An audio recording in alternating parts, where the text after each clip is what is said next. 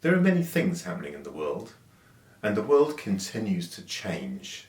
Everyone has a duty to do what they're good at. Now, my main job is writing software, but also I'm interested in philosophy. What is philosophy? Philosophy is a way of living. It's a way of thinking about things that's different to how they were thought about before.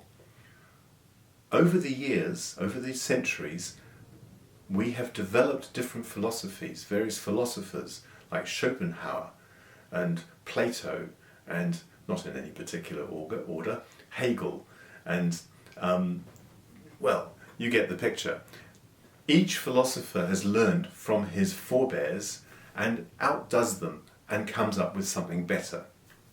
I have a philosophy about life, and that is that we should all do what we can to do good for everyone. That's ourselves and others. That we have a central core of self, and if you look after yourself, then you're more capable to look after your partner or your family, and your family, and also your workplace or the people that you relate to, and also the town or city that you live in, the country that you live in may well be something, if you're patriotic, is important to you. So you should look after these things. And as you expand out into the universe, as you expand your horizons out into the world, your level of effect is dependent upon what happens at the core. It's so important to actually look after yourself, to look after what you think, and to think thoughts that help you. If you find yourself being caught into automatic thinking processes, you need to learn to take control. One of the very obvious ones we all experience from time to time is the song that gets stuck in your head. We call it an earworm, because it's like a worm burrowing into your skull, and the trail it leaves behind seems permanent. Sometimes you'll get a song that's stuck in your head for days, and it's just hovering there at the edges of your memory. It's like a vibration in your thought processes, and it's taken on a certain characteristic. And how do you stop thinking about it? Or, to ask the question more succinctly, how do you stop thinking about anything? The ability to not think about anything is essentially the goal of meditation.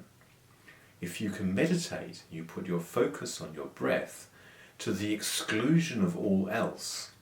And when I learned to meditate, strangely enough, in the lotus tank where Buddha was enlightened, in India, in Bodh Gaya, when I learned to meditate, what I noticed was that as you are sitting silently doing nothing but breathing, strange thoughts would enter your head.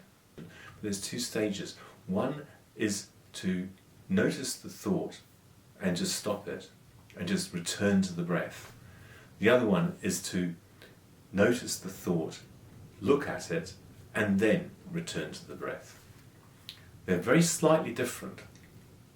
But in real life, when you're not meditating, when thoughts start to harass you, when feelings start to overwhelm you, when feelings like depression or when you feel that you're unlucky, or that these kinds of strange feelings that can overtake your mind, that the same tenet of being able to silence your thoughts gives you the ability to redraw what you are facing. The world is not as big a threat as you fear.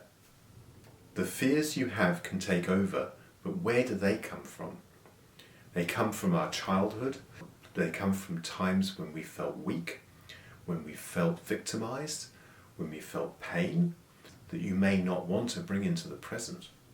How can you maintain your attention in the present and push aside, like curtains, open the curtains and let the light in, not allow these things to affect you anymore? How do you do that? This is a skill, It's a skill that may take you years to develop.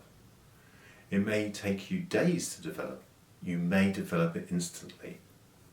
One thing I have found very helpful in learning to develop the ability to control thought patterns is my coach. My coach has helped me to identify what I'm really thinking. Another thing that has helped me is therapy. Therapy with psychoanalysis uncovers those feelings that are based upon victimization in your childhood or whenever, and enable you to learn to function without them. Because a lot of the energy that we use in our minds is not constructive. If we can learn how to be constructive with what we do, we will feel better. If we feel better, then it's a continuous, virtuous cycle of doing better things that help you feel even better. That's the simple secret. Be positive, and if you can't be positive, then silence your mind. Introduce a small thing that you feel good about, and soon things will become clear.